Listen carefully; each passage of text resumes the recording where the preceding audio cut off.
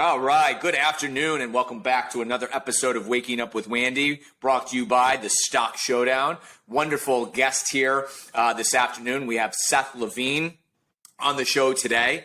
So I want to thank Seth for his cutting out a sliver of his time here this afternoon. I think we've gone back and forth with a series of rescheduling. So I really, again, appreciate Seth being able to accommodate me and my numerous rescheduling requests with the onslaught of 4 children over here. So I do appreciate you being able to accommodate my requests. A little bit of background on Seth. Seth is a seasoned institutional investor with deep understanding of many markets, industries, and investment products. This has really been bolstered by creating unique content through his website, which I'll let Seth Levine discuss more about his personal website when I turn it over to Seth. He's an active writer. He is not only that, but a podcast host, presenter, and obviously an interviewee. So we're very excited to have Seth Levine on the show here today. Thank you, Seth, for joining us. Hey, thanks for having me. Pleasure to be here. All right, Seth. So let's, dive right into it. You are an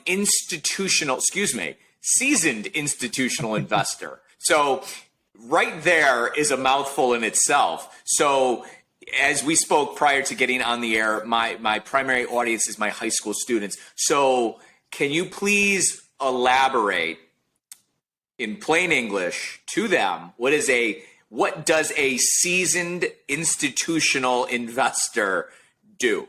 Yeah, well, the first thing that a seasoned institutional investor does before getting in front of any audience is start with a disclaimer. So I should probably start with a disclaimer that that these are just my personal opinions and views, and not don't take any of this as investment advice. These don't reflect the views of my employer. I'm not here to buy or sell any investment product or service. Do your own work before doing research and making any investment decisions. And, there's lesson number one. Lesson one about the investment industry is it is full of disclosure, legalese, and red tape. So that's just a byproduct of the path it's taken. But getting directly to your question, it's a pretty interesting one in that I didn't start off in the world as an investor. I actually graduated from college as an engineering major. And unbeknownst to me at the time, that was really my first financial lesson that I learned. Probably like a lot of your students, William, is that I didn't really know what I wanted to do in college. So I figured, what I wanted to do as a career heading into college and picking a major. So I pretty much decided that I would just do the hardest thing possible that I can think of. And what came to mind was engineering. And that turned out to be my first lesson in kind of option value, right? I actually, by suffering through my engineering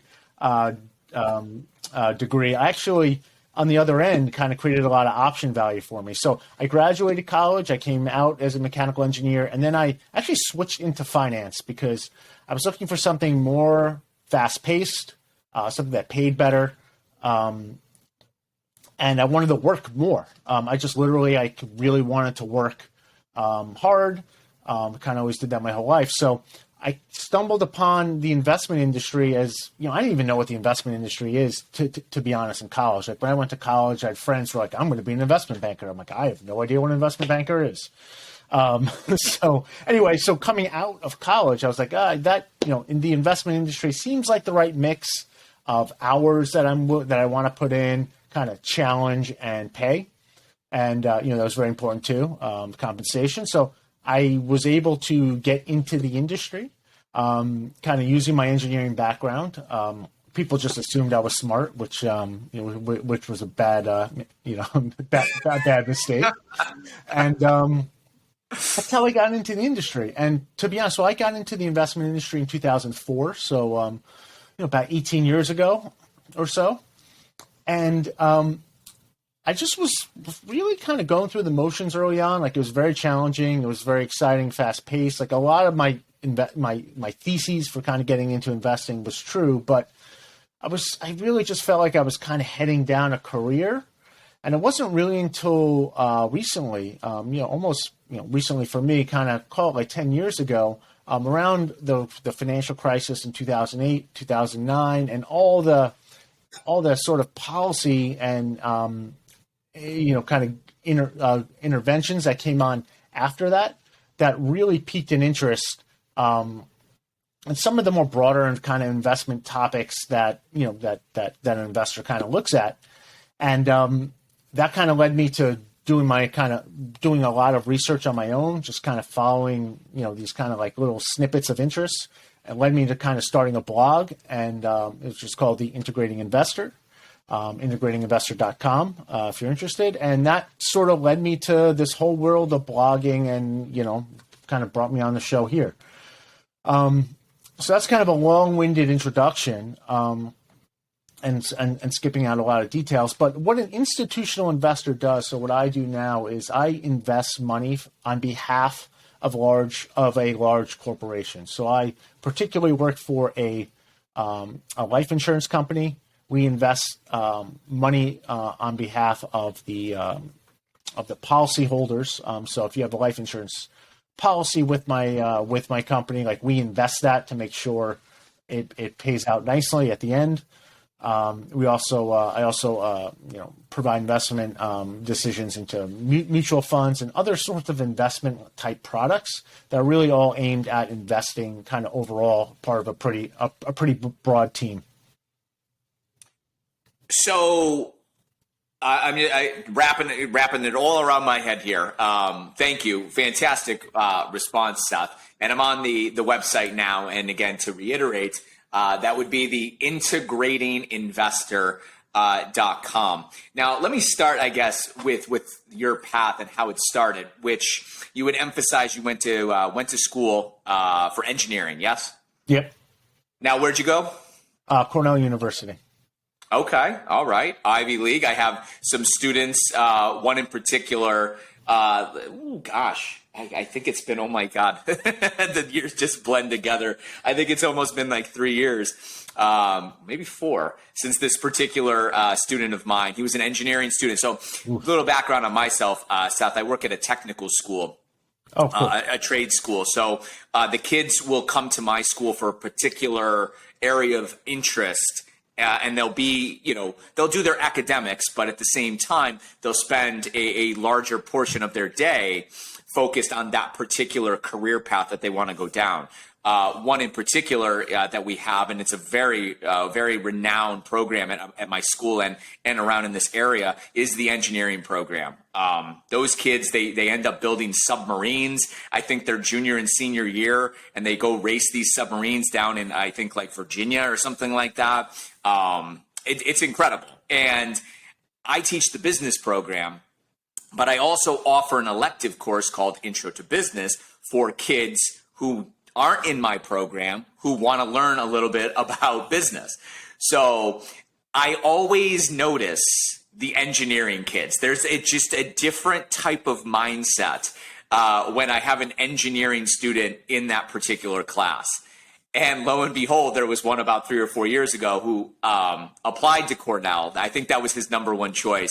There or Princeton. I always confuse the two. But unfortunately, he didn't get in. But I couldn't think of a more deserving student to get into that particular program. So in any event, that particular student also was really interested in business. And it sounds like it seemed in your path that was an easy transition with engineering into the world of finance. Why do you think that is?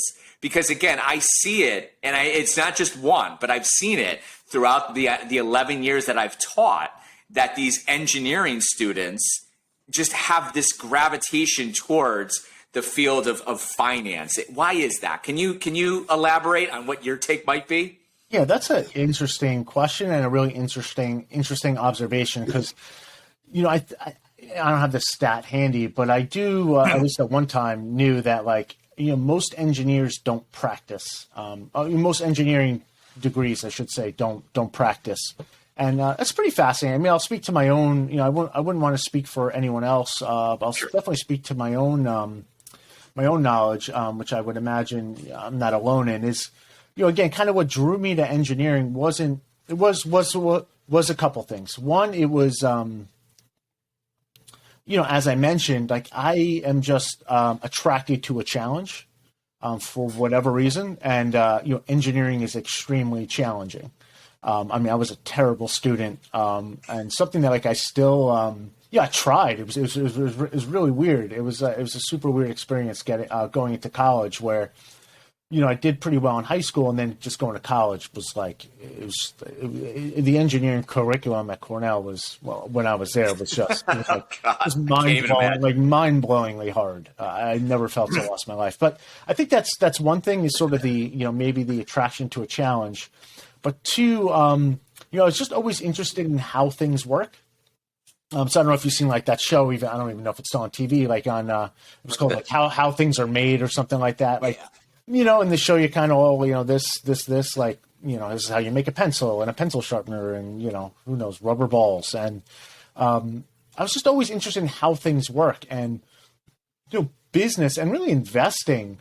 What I kind of enjoy about investing is that same thing. Like I'm like, how do markets work, right? Like how does a business work, right? Where, you're taking a little bit of a bigger picture view, like, and not necessarily doing the operational day to day, or maybe you are, but like as an investor, I'm really looking at the overarching strategy. I'm really trying to figure out how the different pieces in a business fit together and kind of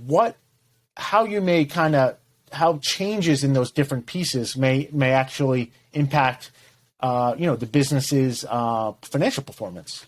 And that's just one piece of the pie. Then once you figure out the business's financial performance, you have to figure out the whole investment market component to that, which is even more complicated and less understood than than the first component. Interesting take. I before you even answered, I was thinking to myself, I'm like, I guess maybe from an engineering perspective, it's like you're a problem solver. Like here's this problem and you're trying to solve it, much like the markets themselves. Here's a problem. How are the markets going to solve it, or how are these companies going to solve it? Case in point, geopolitically, here, there's this tension over in Russia. How are the markets going to respond to that?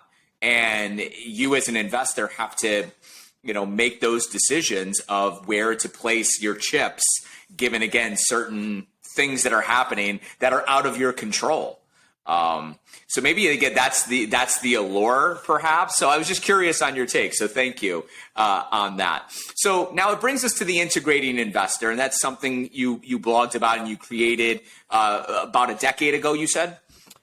Well, I actually started that in, I think 2018. So I think I'm in my fourth year of blogging, but really the roots of that started, much earlier than that. So how I kind of wound down this path. So what the integrating investor is, it's really my blog. It's not connected to any of my professional activities, just like this isn't connected to my professional activities. But what it really became was like a diary for me. It really, almost like a dog that I could talk to try and work out what was going on in the investment markets. So kind of what led me down this path was really, the aftermarket of the 2008, 2009 financial crisis. I basically had a front row seat for what was going on. I was working at a big bank on the trading desk, kind of analyzing financial companies, and just saw this stuff happen, and like weird stuff, like you would think X is going to happen, but Y happens. And so seeing all this stuff, then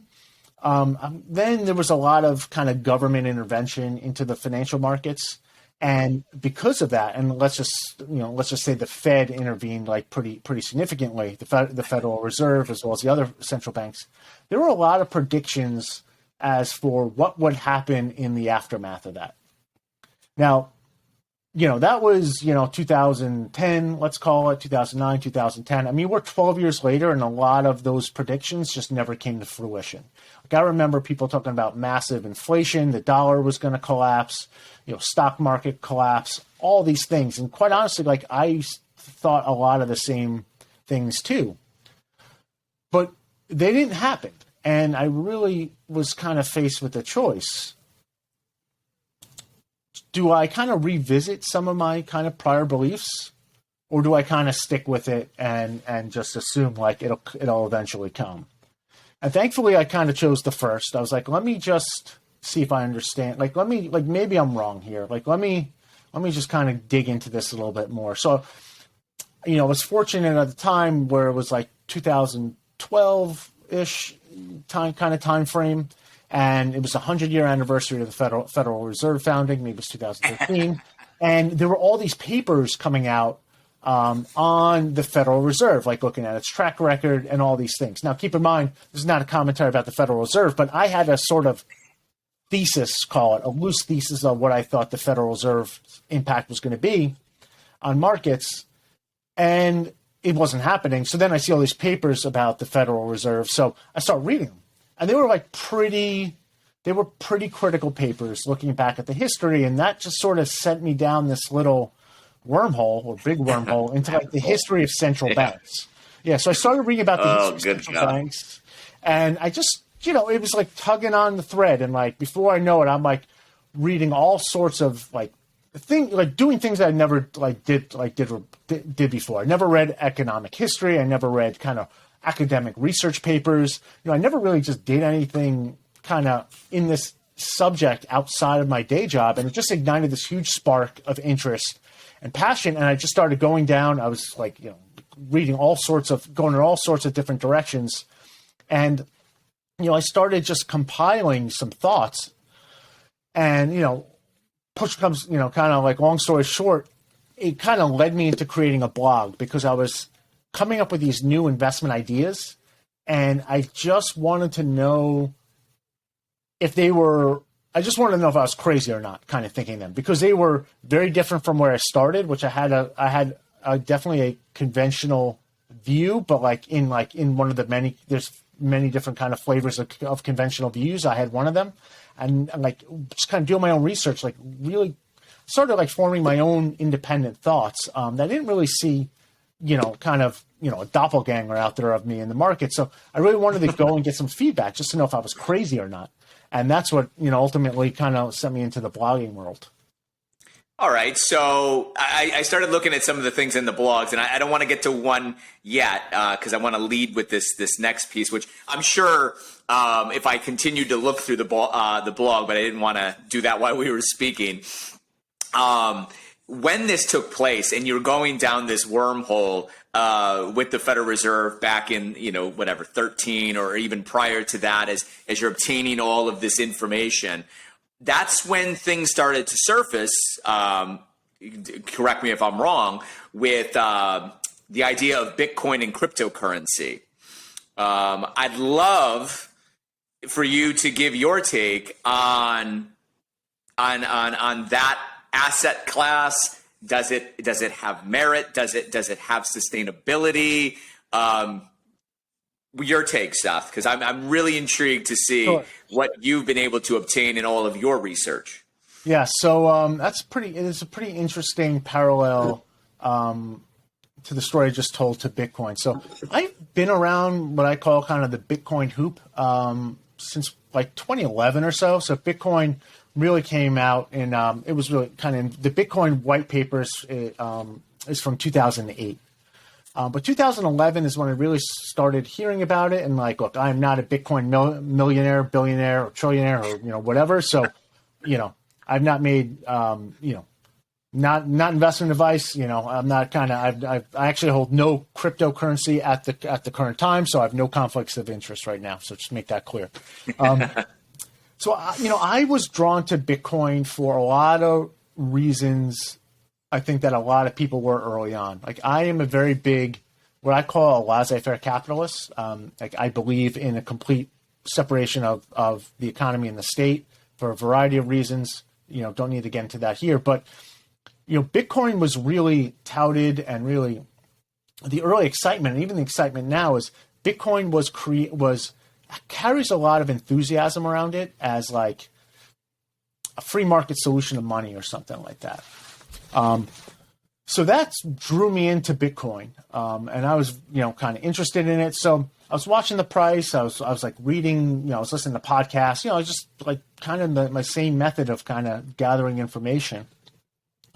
And I remember watching it and like, I was like, you know what? Like it went from like, I don't know, like $200 to like $1,000, like instantaneous, like over pretty short time frame. And this is around like 2011, 2012 or so. I was like, you know what? Like, let me just buy a little bit, like small amount, like, like a night out, at the restaurant's worth. And let me just see what happens. Cause I'm looking about it. Like, I think so much, I believe like this is gonna, we're going to finally get rid of, the banking system, the corrupt banking system.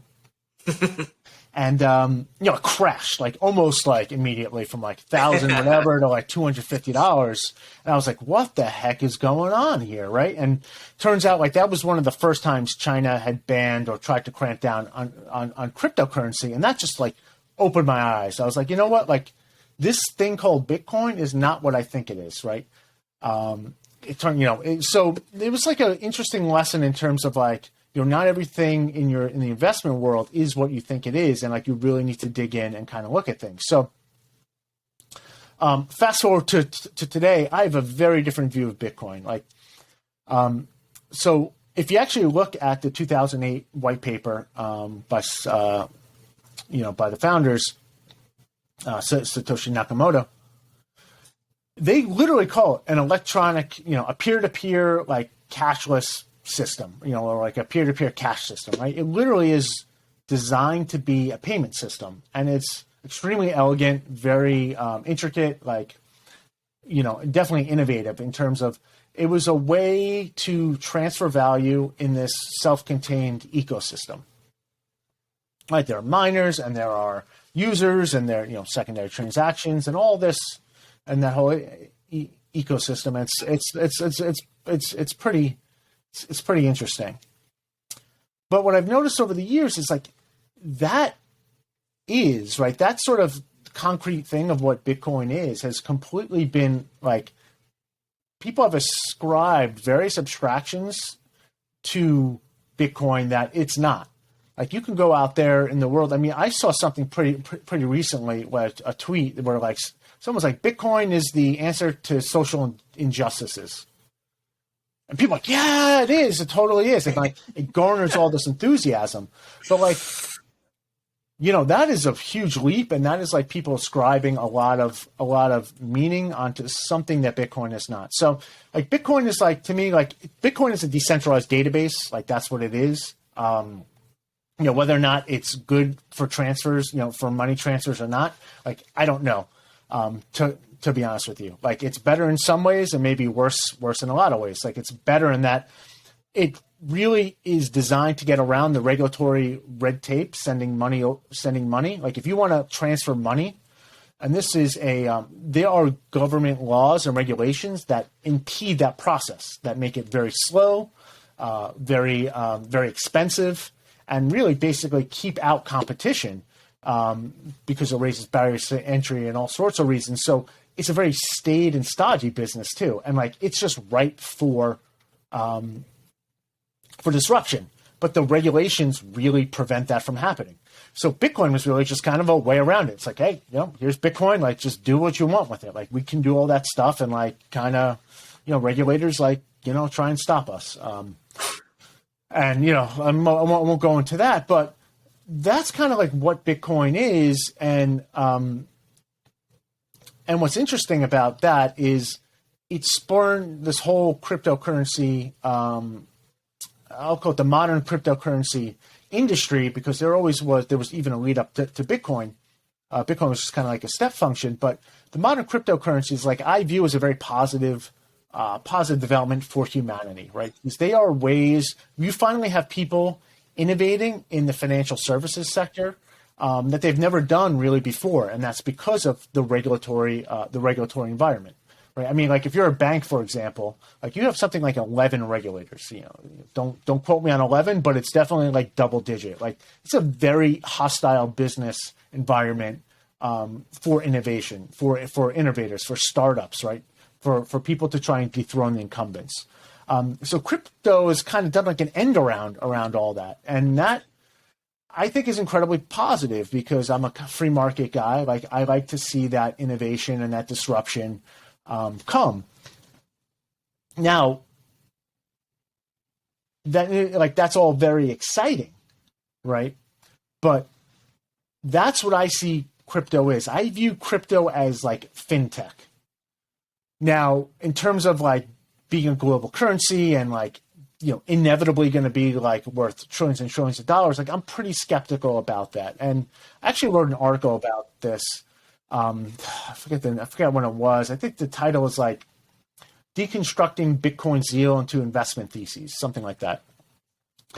And really, this is this plays upon an investment framework that I've only recently developed because, I started my, tying it all together. Like I really started my blog because I realized like I was in the investment markets, I was investing, but I didn't really understand investing deeply. Right, I was kind of just acting on what I'll call heuristics, right? Behaviors that I learned from people. I was doing my training. Like I was doing it well. I was a high functioning investor. I still am. I don't want to use past tense, but I didn't quite grasp it in a really deep way. So long story short, I've changed the way how I think about investing these days. And I really, in part because of Bitcoin, because, if you look at Bitcoin, like there are kind of like two components to Bitcoin. Every component, if you take a step back and you ask yourself, what is investing?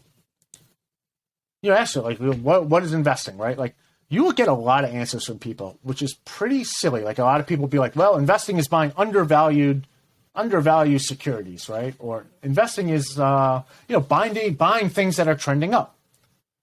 Like, those are all things that people do, behaviors that people do as investors. But that's not what investing is, right? Investing is literally the act of making money from money, right? It's very much what I call an act of selection, right? So when you're an investor, you take money that you already have, right, or borrow or whatever. You buy something. Let's forget about short selling or any other wacky like transaction. Just very basic. You buy something, right, and then some period of time transpires and you look at how much money you have left. You may either have more money or you may even have less money, right? But that is all investing is. It's why I call it the act of selection. Because as an investor, you are selecting what you are going to buy.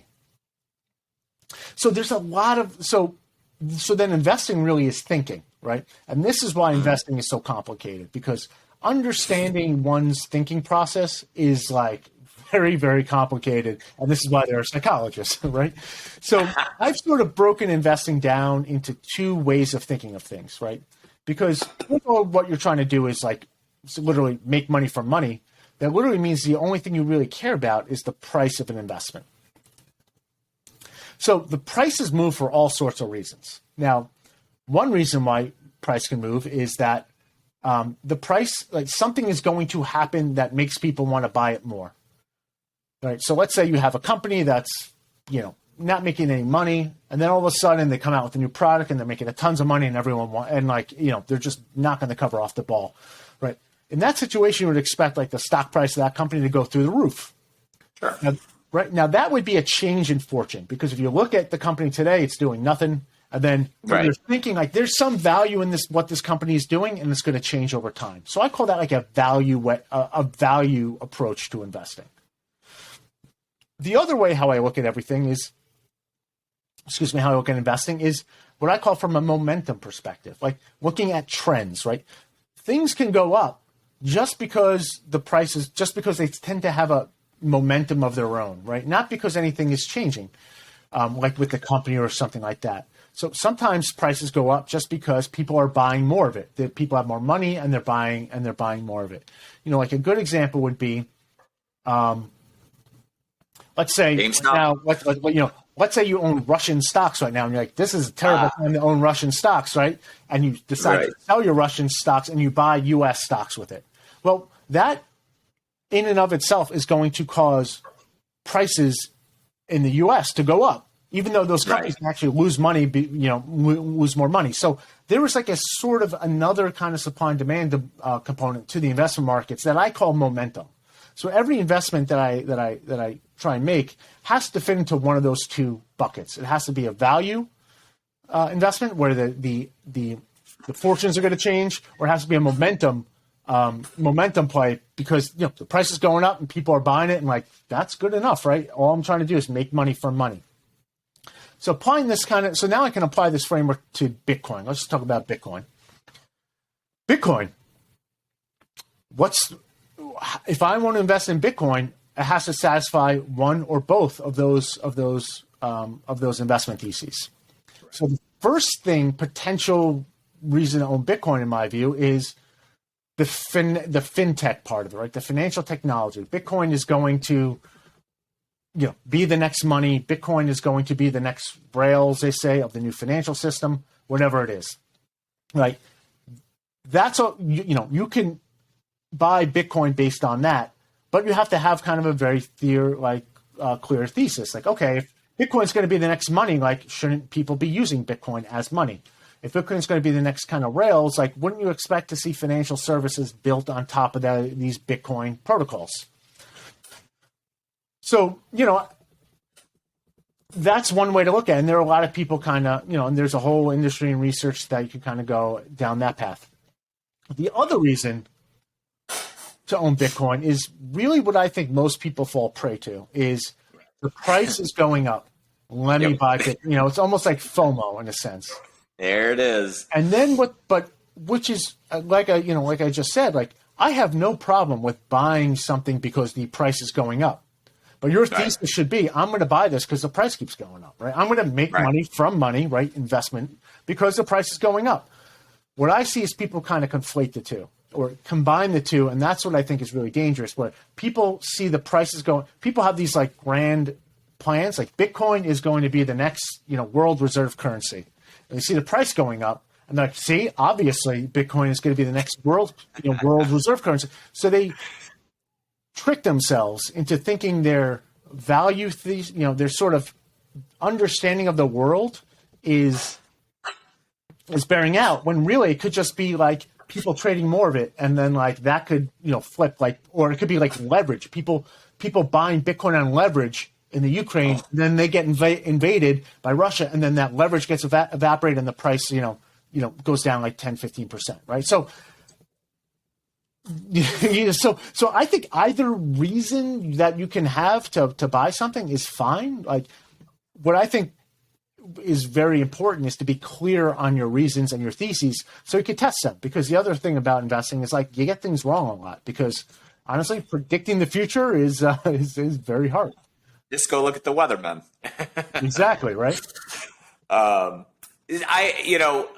love to continue. Seth, I find again everything that you're sharing with us fascinating, but we are out of time, and I hate to do this because again, what you're providing is such valuable insight. So we definitely have to circle back and get you back on the show, Seth. It was an honor and a privilege to have you. Can you give us any final parting words or small snippets of advice, maybe in the next minute or so, to my high school audience on what suggestions you might have for them? Yeah, sure. So, if you're interested in anything I said, you could follow me at, the integratinginvestor.com. I'm on Twitter at Seth Levine too. Very, very creative name. Happy to answer any questions. I try and be pretty responsive. My blog is going to be kind of complex if you're new to finance and investing, because I've been doing this for a long time, and it's like my diary. Like I'm working out ideas in my head. That's not to discourage anyone. I'm wrong a lot. In fact, a lot of my earlier writings I cringe at, kind of thinking about them now because my views have changed so much. So yeah, feel free to reach out there. But in terms of advice, like it's very cliche, but you really have to follow your passions, right? And like, you may not have a passion. Like I was never passionate about I hate to say this, but I didn't start off in investing because I was a passionate investor. I found out because I actually got into investing because I was like a passionate problem solver. So you can there's going to be something in your life that you enjoy doing, and follow down that path. Just start. You don't have to know the end game. But when you start walking down a path of following your interests, you never know where it's going to lead. And really, being passionate about what you do is going to be your best chance for success. So I just say kind of do what you love doing. Beautiful. Again, thank you for the insight and the words of encouragement. Wisdom, Seth, we really appreciate it here on the Stock Showdown. So this is Seth Levine and yours truly, Wandy, signing off. God bless.